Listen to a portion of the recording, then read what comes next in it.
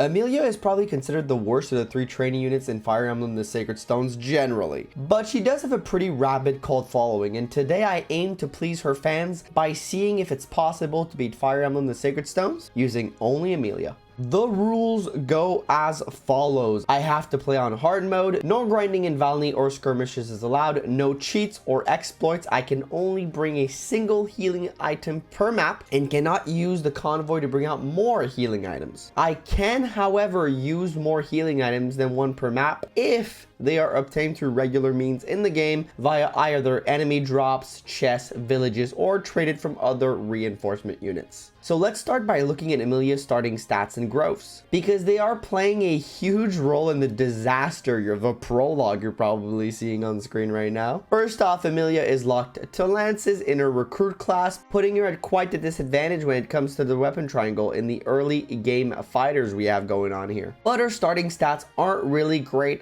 either, which is normal given that she is a trainee character, and unsurprisingly they are amongst the lowest in the game. On the flip side, she does start with 16 HP, which is 1 higher than what we can see with Ross usually, so I thought that was interesting enough. But other than that, she doesn't really have a standout stat since she's pretty balanced across the board, with 6 in luck being her highest base. Something that pleasantly surprised me is Amelia's constitution of 6. While this isn't high per se, I was expecting her to have more like 4 or 5, which is more in line with what Erica and the Pegasus Knights have. So it's nice to see it a little bit higher than I expected, but it's still not great, and we'll get back to her con in just a little bit. Let's take a minute to move to her growth, as this will inform us of how the playthrough will go overall. Her growths are quite interesting in an underwhelming way. Let me explain. Amelia, being a trainee unit, gets growths that are seemingly very average to even low in certain points. The rationale here being that she'll probably make up that little bit of difference she gets of lowish to average growths with the 10 extra levels she gets access to that other characters don't get access to. But Amelia also has a problem which her other trainee counterparts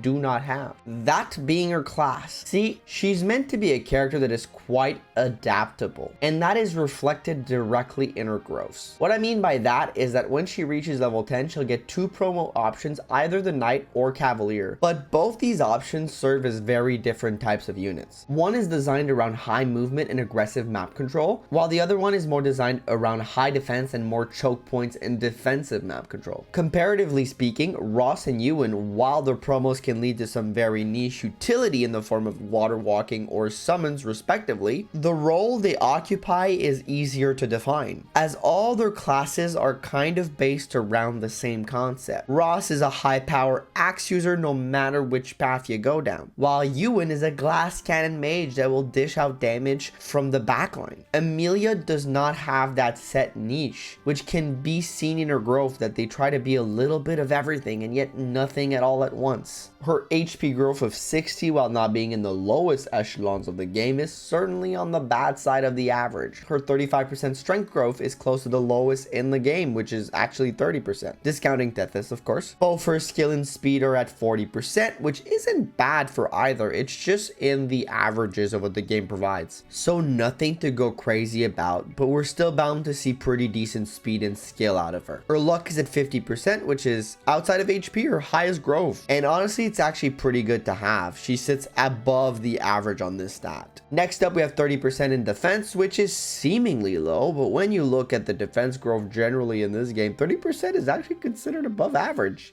Yes, that's for real, because the defense growths are kept generally on the low side. But despite that, 30% still isn't enough to reliably become a tank, but it's high enough to sometimes consider the Knight path for sure. Finally, her resistance growth is looking really bad at 15%, being equal for the lowest in the game of both Garcia and Cormag. So with all that being laid out right in front of us, it's pretty easy to define Amelia as a mediocre looking unit. But will the run turn out that way?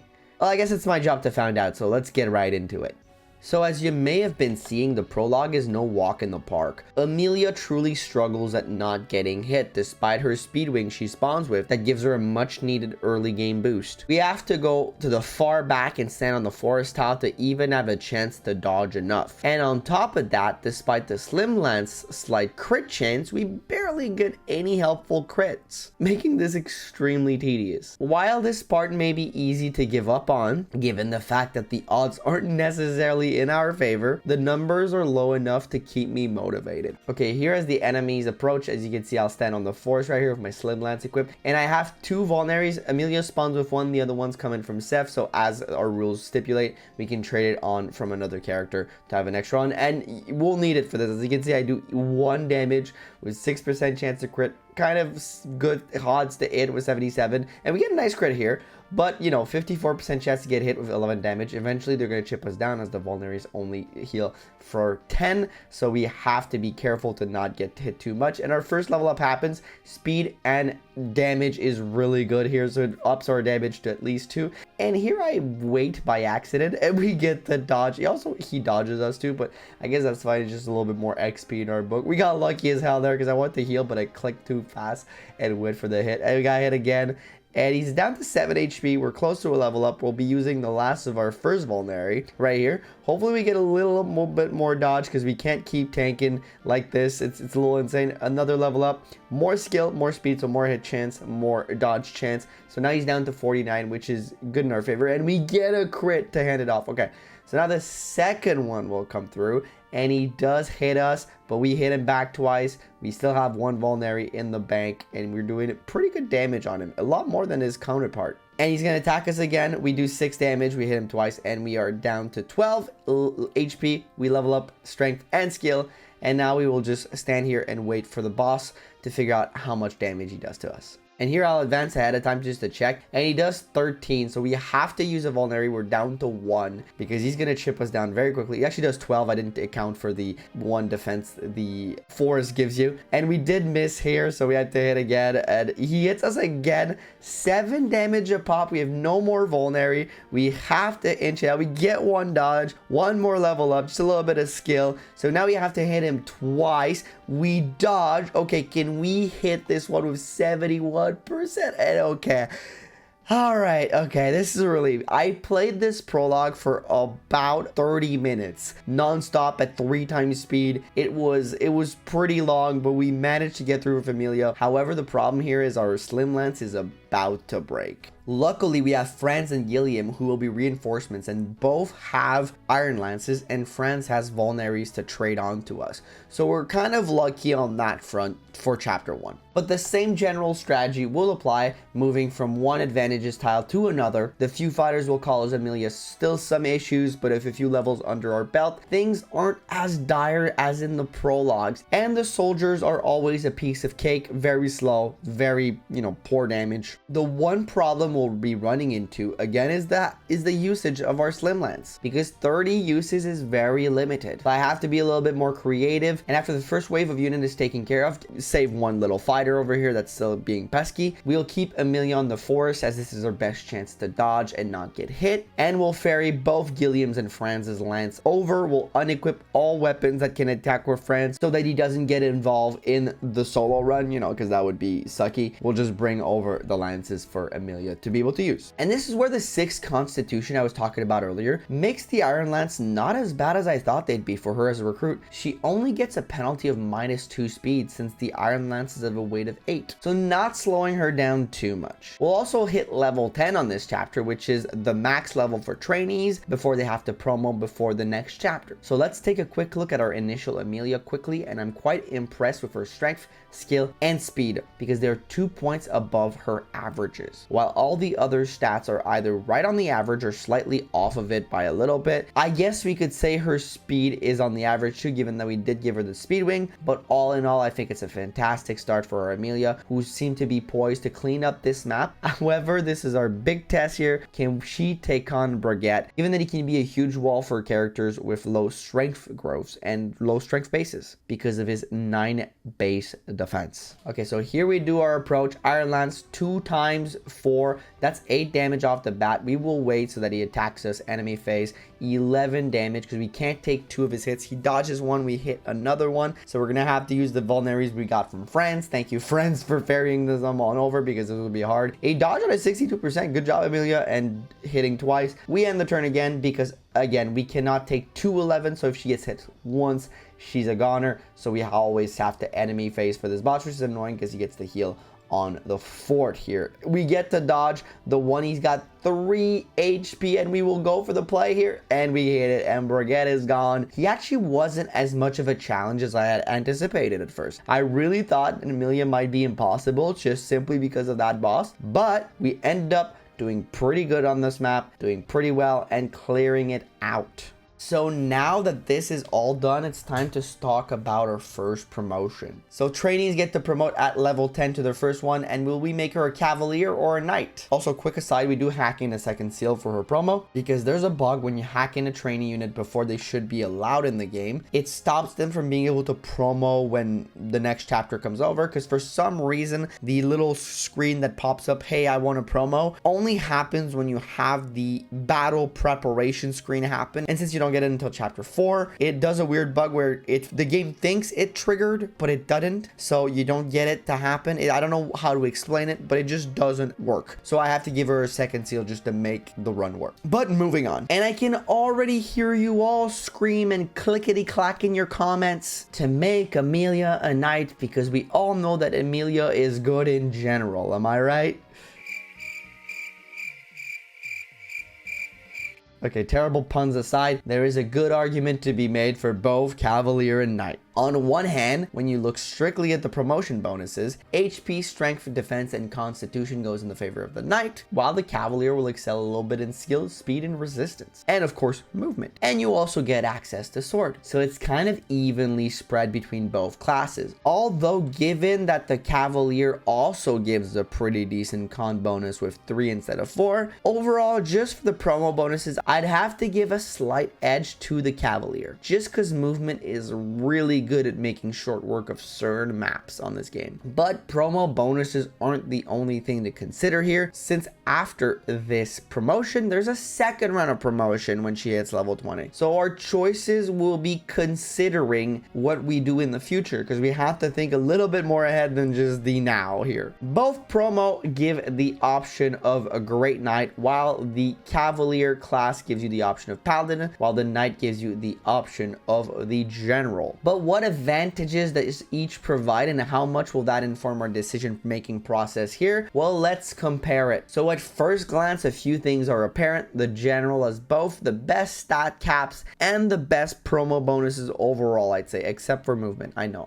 While the Paladin seems to have the worst of all that, except for movement. Again, you know, we're repeating ourselves here. And it seems like the Great Knight acts as a sort of middle ground balanced version of the both. So it's pretty neat. Got pretty good stat caps, okay movement. It's got like a little bit of everything. The General and the Great Knight also gain access to axes as a weapon, unlocking the ability to use Garm later on, which is one of, if not the best weapon in the game, in my opinion. And on top of that, the General gains the Great Shield ability, which can protect you from some annoying damages at time. With that being said, I guess the Knight route is quite evident, with future General promotion being the obvious outcome. However, there is a slight intangible factor when it comes to the General, which can simply not be accounted for when simply looking at the stats. And those who watch the Gilliam run might already have a clue of what I'm hinting at here. And that's just the general animation speed of the General. And I know I could just turn off animations, but I think it's less fun to not have animations when doing these runs. I think it makes them just look a little bit better, but you know, that's neither here nor there. The animations for the General are painfully slow to watch, even on 3x speed. And while this reason might seem superficial at best, paired with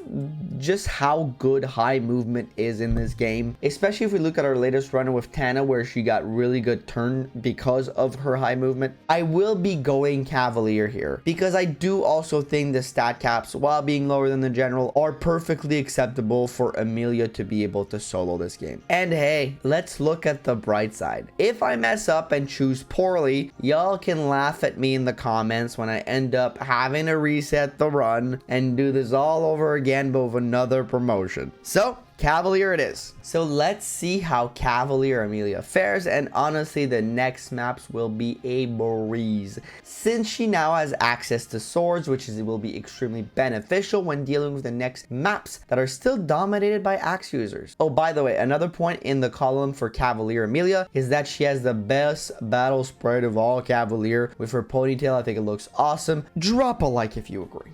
The other factor that simplifies the early game is that, as I highlighted earlier, our Amelia kind of rocks in her stats right now. And to drive this point home, I'd like to compare her to the only other possible level 1 Cavalier get in this game, being France. And except for the fence, she's blowing him out of the water, like straight out, showing that those 10 extra level really did help her stats overall. And really, we'll kind of run through both chapter 4 and 5 too, without breaking much of a sweat, picking up the Dragon Shield, Armor Slayer, and even the skill book. And that is despite our quite formidable skill. I think getting it a little higher earlier on cannot hurt. And even chapter 6 won't pose much of a challenge despite the fog of war, but we'll make a quick pit stop here, as this is the chapter on which we'll reach our level 20 as Cavalier. Yes, very quickly. Now let's figure out exactly what we have with this Amelia, and I'm quite pleased. Our HP and res are seemingly under the average a little bit, but our strength, skill, luck, and defense are looking very good, being above the most likely expected values, and speed right on. Albeit some of the stats did get some help from stat boosters, but if you take them away, they are still looking better than the averages, except for speed, which would technically look lower, but even then I'm not complaining because I was expecting way worse so far from Amelia, if I'm being quite honest. Let's move to chapter 7 and make yet another pit stop, as we'll be ready for our final promotion. Yes, already. And once we slay Murray, we'll have access to a very nice Night Crest. And since we've already somewhat looked at some of this already, I don't want to spend too much time repeating myself, but with our really good growth so far, I'm pretty confident with Amelia hitting the higher stat caps of the Great Knight. Quick aside for those who watched the Fran solo run and are wondering why her stat caps are different from Fran's in the same class, it's because in GBA Fire Emblem, the stat caps are affected by gender, so Amelia has a higher speed skill cap, while Fran's has a higher strength cap. But back to a promo. So the big hurdle for me when looking at the Paladin promo is the 23 strength cap, which is terribly low. However, 8 movement is very hard to overlook. And I'll be honest here, I was leaning towards doing another Great Knight run. However, I did end up choosing Paladin in the end, but it's not because I believe Paladin is better. It's because I haven't done one of these runs as a Paladin yet, and I want to try it out. But Amelia will end up being our first Paladin run. So here in chapter 8, you'll see me start making use of more swords, and more precisely the Iron Blade. The reason behind this is I make the decision to S rank sword over lances, because I think a Dalma will be more beneficial to Amelia than Vidofnir, as I'm expecting her to have much better defense than resistance, and the extra might from a Dalma will cover the deficiencies in strength that are caused by the low cap. And the reason I use the Iron Blade in particular is because it provides a good chunk of weapon XP, allowing us to catch up to the lances, which are already at A rank, because as you may have been seeing, I've been relying on javelins a lot, which will continue to do so once my S rank is sorted out, by the way. On chapter 8, we pick up the angelic robe from the chest and generally beeline it towards the boss. Once we make sure Ephraim and his boys are out of the danger zone, we make it to Tirado without breaking much of a sweat, and we should make short work of him using the Armor Slayer we acquired earlier. Let's see how my boy fares with that 23 damage. We hit the first, she dodges a great shield. Okay, well, we should kill him the next turn, you know, we'll just hit him twice and we'll be good. We dodge him, he dodges an 83 and gets a great shield on my crit. Sir, excuse you. Okay, let's try this again. He dodges again. What is, and he hits us? He's down to 1 HP. I swear to God, if I lose this run to this RNG, I'm quitting YouTube. Okay, we got him. Thank God, that was, I kind of sweated a little bit there. I'm not gonna lie. Boy kind of made me sweat. All right, so here we get to the route split, and we go with Erica's route as is customary for these solo runs, and we move on to chapter 9. Well, we'll have to reset once as I accidentally kill actual Amelia and miss out on the extra speed wing. But the second go around, everything is fine. We even have enough movement to catch up to the pirates and save the village, allowing us to get another Draco shield plus a speed wing. This is awesome. The next few chapters will go by by quite quickly, as 8 movement does make maps quite easy to go through. Unless it's a route map, which a couple of them are. So I'll just rapid fire the important events here. First, we get the goddess icon from Tethys on chapter 10, which we cleared pretty quickly. Moving on to chapter 11, where we grab the secret book from the right side chest and clear out the map with the help of the green unit Dazla, who simply loves going on a rampage and letting Larakel die. What a great bodyguard. And yes, I'm still salty about him letting Larakel die during one of my Iron Man runs. That still bothers me. Roll the clip. Why are you attacking him? Oh my God, Dazla, what are you doing, my brother in Christ? Okay, Larakel, can you dodge whatever that guy's gonna do to you? Oh God, there's more. Why is there more? Why is there so many more? You dodge again? Gotta love Dazla. Gotta love Dazla. Goodbye, Larakel. Which, by the way, you can catch live here on YouTube every Sunday if you want to watch that. Just hit that sub button and the little bell and you'll never miss it. Moving on from my shameless self-promotion to chapter 12, where we get a 0 growth level up. Well, I guess it's just karmic justice for my self-plug, right? This chapter actually took me a few more turns than I would have loved to because I run out of javelins around the midway point, but we eventually clear it and get Ewan's energy ring. And move on to chapter 13, where we clear it in 2 turns because Amelia has the power to take on a full army onto herself and shrug it off and gain another 0 growth level up. I feel like she's just showing off now. Anyways, moving on to chapter 14, where we'll beat up Bernac. Because honestly, 10k gold for your services is far too much, sir. I'll just loot the spear with my own chest keys. Thank you very much. Carlisle puts on a brave face despite his broken heart. But do you want to guess what hurts more than unrequited love? If your answer was a silver spear to the face, you win. Well, unless you're Carlisle, because you're now dead on top of your broken heart. Sorry, buddy.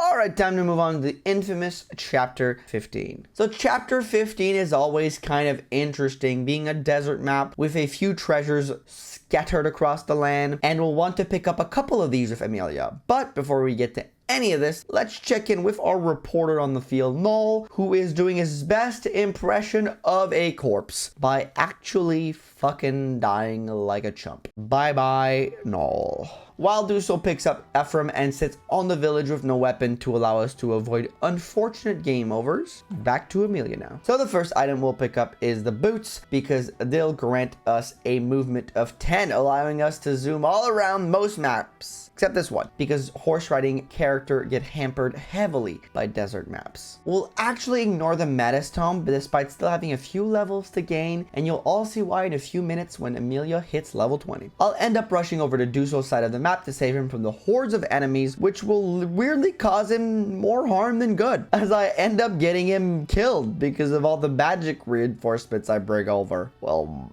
my bad, buddy. You did good. But we end up killing off everything, even though it feels like a close call with Ephraim, who doesn't always have favorable dodging odds, but we do survive, and then pick up both the Wormslayer and the Body Ring. This increases our constitution, gives us a quick and easy matchup into Valter, who, much like Calic, doesn't stand a lick of chance in the face of this goated Amelia, and despite it taking longer than most chapter, we clear out 15 and quickly move on to chapter 16. This chapter is quite interesting for a few reasons. First off, we hit level 20, so let's take a quick look at that, and oh boy, seeing this much green is always a little exciting, isn't it? So almost perfect, Amelia. And yes, the stat boosters helped top off some of those stats, but it's still very nice to see regardless. Also, this is after we picked up the talisman, which means that the resistance is already accounted for. We're also 2 points off of max defense, which would have been awesome, but alas, no need to dwell too long on this, as we blew the expectations out of the water. I guess we're really just proving the point that if you invest all your stat boosters in Amelia and grind her for 20 hours in Volney, she can actually be a good unit. I guess we're just proving that point here today. But the other reason why this chapter is interesting, it's because we start seeing a lot of promoted unit, and we can kind of see Amelia's damage start to fall off, as she doesn't one round much anymore with the javelins. And that's kind of a scary indicator for a few chapters ahead, especially if you're looking to cut down on time. But despite this, we make it to Orson and banish him to the Shadow Realm, where he'll spend eternity with his wife. Chapter 17 isn't very hard as we make it through in 4 turns, sending Leon number 1 packing with a beautiful spear crit. Oh yeah. We move on to chapter 18, which can be an issue for some characters, as we've seen in previous solo runs. And I was half expecting Amelia to be in that group, given her lousy resistance. But because of great dodge and a lot of movements, we kind of zoom through the map, taking out a few more eggs than we do regularly, and we run into pretty favorable odds from the stone users, avoiding any form of tragedy and moving to chapter 19, which I also clear in record time, given that Amelia basically waltzes over to Reeve and takes him out on turn 3. But before that, you have to make sure you use a heavy spear, because if you don't kill the generals, your path will be blocked and you'll be swarmed before you even realize what has happened to you, and given their high defense, regular non-super effective weapons will simply not cut it. But we take out Grandpa Reeve and move on to chapter 20, where the end approaches. Chapter 20, while not being particularly tough, is a big time waster, as Amelia's slow strength is on display here. We go through the bottom path as it's the quickest of both, and paladins can run over hills. We do, however, have a few instances where we get a little surrounded, as the javelins don't one-round enemies anymore, and while using the killing edge works well paired with Amelia's high skill to do a ton of damage, it doesn't take care of range units. I do end up using my first spear to get a little bit more power behind me to make short work of this map, and I'll pick up a second spear on this map as one of the skeleton drops his, so we still have one in case we need it for the final map. But eventually I make it to Morva and equip a Dalma and an elixir right in front of him, as he does a lot of damage to me given the zombie dragons ignore defense, and my avoid isn't fantastic against him. So I have to make sure to be able to tank the hit and dodge all the enemies around him, and it starts off bad with a sword slayer hitting me, which is lowering my odds for sure. I then get hit by Morva as expected, but super effective damage gets rid of him quick. Luckily, the evil eyes can't damage us thanks to the sword's +5 passive in resistance. Okay, we have 8 HP and a dream. Here comes the Death Coil and 30% chance to hit. We should be fine and dang. Okay, 1 damage short of disaster. Whew, that was close. On to Leo number 2 and the Demon King now. Okay, we've made it this far, but will the low strength be the bane of Amelia? I guess it's time to find out. The first thing we'll do is we end up clearing all the initial skeletons. We'll grab the angelic robe right from the right hand chest, because as you may all have noticed, we're not at maxed HP yet, and the angelic robe only brings us to 59, 1 short of perfect. Hopefully it isn't a problem for the Demon King, but here's our first challenge, the first zombie dragon. Okay, so the first thing I'll do is I'll go test out my damage against him. And with Adama, as you can see, 30 times 2, 12% chance to crit, not bad. He has 55% chance to hit us, and if he hits us twice, we're dead. So what we'll end up doing is we will wait a little bit further away from him, try to chip down some damage on him using the spear. We'll enemy phase here, let him come forward. He hits us with the first one, 6 damage. We do get a crit here, so we did a total of 18 damage to start with, and our 230s would be enough to kill him. However, he did hit us once, so we need probably a dodge here or something. We will use an elixir, keep the spear equipped, maybe be able to get a crit and chip him down to 1 hit KO range.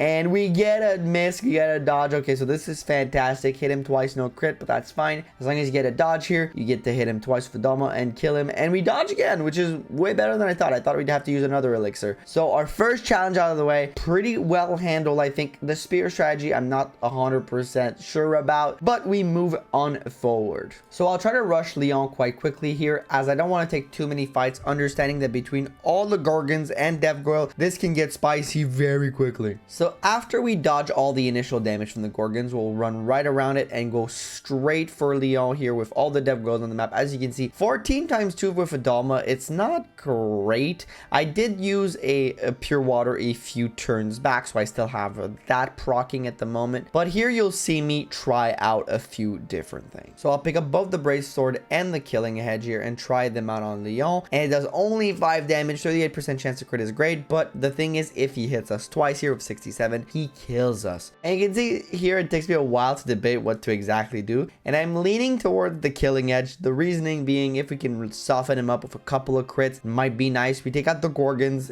you know, to get less chance of getting stoned, and wait here for the enemy phase to see him go. I don't know if that was the best strategy overall, but that's what we do. He attacks us with 65% chance to hit. He does hit us with 25 HP. We do get one of those crits, so that's 20 damage on him down. So we still need a few hits of Adama, and that shadow shot hits us too. Okay, so we're gonna have to heal here, but we do clear out a few of the people around. It means that the gargoyles are still gonna attack us mid through this fight, so my strategy didn't end up really working. I didn't really calculate anything before going in, and it shows, and now we're in more trouble technically than we were if we would have just taken it slowly. But, you know, we equip Adama here, understanding that it allows us a little bit more survival. We will elixir to heal all the way back up, and then just wait to see what happens. You know, the other monsters will attack us around him as we wait for him to go right for us. Luckily, we don't seem to get hit by anything. Then he goes for us. He doesn't hit. We dodge,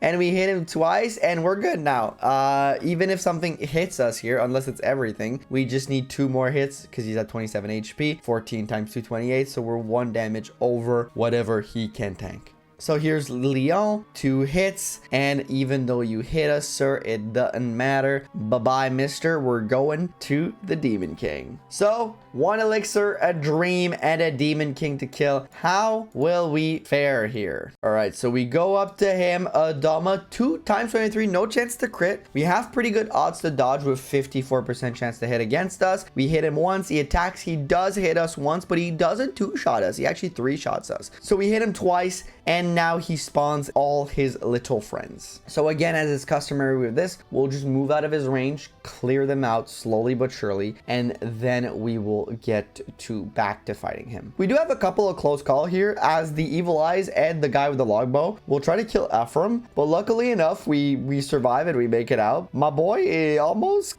cost us a game over. That was unfortunate. But once that's done, we're going back to the well. We go right to him. We don't heal here. What we do is we go straight in. We hope for one of the dodges. We hit the first time. We're down to 5 HP. One more round. We just need to dodge and we'll be fine here and now. Can we dodge this? And we get hit. And you see here, this was a miscalculation on my hand. What I should have done is I should have used my 1 elixir to heal up, because all you need is 1 elixir. If I use it, I heal up, then I can take him out without any worries, because as pointed out earlier, he needs 3 hits to kill us. So if we had full HP there, we would have been good. We would have been able to tank 2 hits, but it's okay. These things happen. We're going to get back to him and take care of him. However, the mistake ends up being a little bit more significant than I thought, because I won't make it past the first zombie dragon for a while now. As pointed out earlier, the spear isn't the best strategy. Even with crits, it doesn't do quite enough damage to be significant. So the only real play we have here, which I adapt to, is to rush him with a Dolma and either get 1 dodge or a crit, which is a lot more achievable than hitting crits and dodge a bunch of them with the spear equipped. We only need 1 of either to happen, since we can only 3-shot the zombie dragon due to our low strength, which, by the way, is easier said than done. I do redo him about 10 times and not manage to get very far, but eventually, after hitting our heads against a wall enough time, we finally get that 1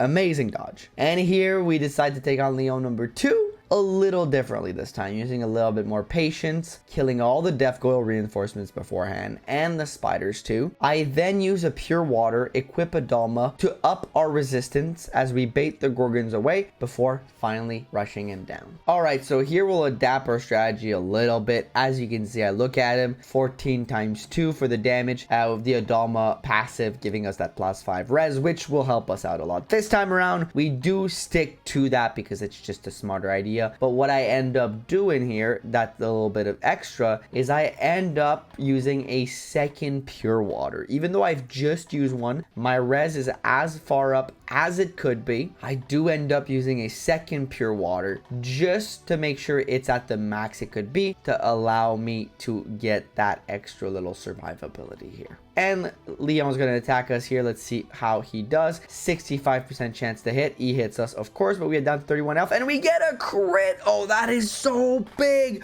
Okay, if nothing hits us here, we get to kill him in the next turn. That's amazing. Okay, so 2 dodges so far. Let's see how the other ones are going to do. I don't care about you, little guy. I care more about you guys. Okay, I dodged this one. Let's see about this 28% chance. Another dodge. Now we only got the stones to worry about. 11% chance to hit. We dodge. And another one, 29. And we dodge. Okay there, buddies. Damn, that was fun. Okay, that 8% crit was huge there because it might have been taking us a couple more turns if not for that. So, doesn't matter that you hit us. Leon number 2, you are gone. And now back to the Demon King it is. And we go with the same exact strategy as last time because it was a winning formula despite everything, but we still just have to make it work. So we hit him, we get hit back, you know, we have a chance to dodge. We haven't dodged him even once again this time. And we move Ephraim all the way back. He spawns all his friends. 2 zombie dragons are included in there. Those are even scarier than him. So we're gonna back the frick up. We're gonna pull out our spear and we're gonna start taking out these enemy reinforcements very quickly, starting with this Gorgon. Okay, so now that they are all cleared, my strategy is simple. We have to lure him away from them because as you can see, if I hit him here, I don't kill right away and then these guys can come attack me right off the gate and we don't really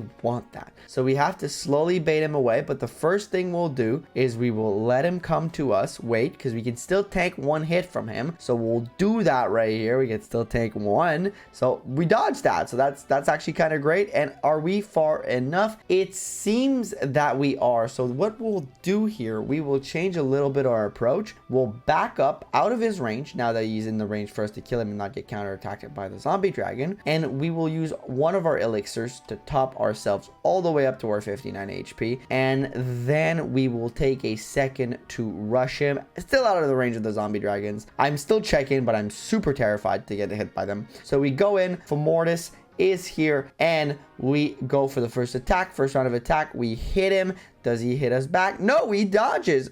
We dodge. Oh wait, it doesn't even matter if he hits us here, right? Because yeah, no, we dodge again, but we did it. Hey, that was easier than I thought. Okay, well, I guess it was hard to get to him, but him himself wasn't too hard. And finally, we also dodge again. Okay, he didn't hit us that much this time compared to all the other times. We got extremely lucky on that second go around, but that doesn't matter. We beat our good friend, the Demon King. He is out. Amelia can solo Fire Emblem the Sacred Stones by herself. It was an interesting run for sure, but we managed to make it through with some ups and downs. A really tough prologue in chapter 1, but beyond that it became pretty easy all the way up to about chapter 16, where while things didn't get really tough, they soured a little bit in the sense that the map started to take a little bit longer since Amelia couldn't consistently one-round opponents. But we make it out with the very low turn count of 351 and a time of 8 hours and 19 minutes.